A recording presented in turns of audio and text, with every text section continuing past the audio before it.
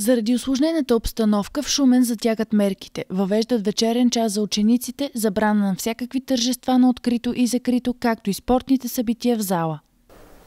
Ръководството на народните читалища, фолклорни и други самодейни формации на територията на област Шумен да преустановят провеждането на репетиции и изяви.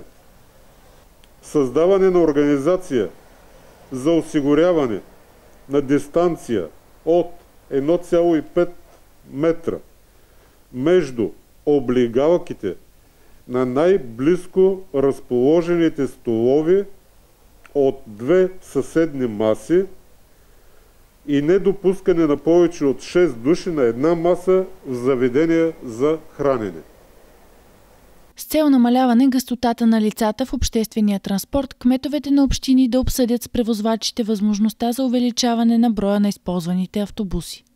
Забранява се организиране и провеждане на всякакъв вид изложби, базари и други подобни на животни и животински продукти на територията на област Шумен. В училищата в област Шумен трябва да бъдат преустановени всички дейности на външни лица – танцови, спортни, театрални и други състави, използващи материалната база на съответното училище. Деца до 14 годишна възраст нямат право без придружители след 20 часа вечерта да се движат по улицата. Проверките ще бъдат провеждани от РЕЗИ съвместно с органите на реда.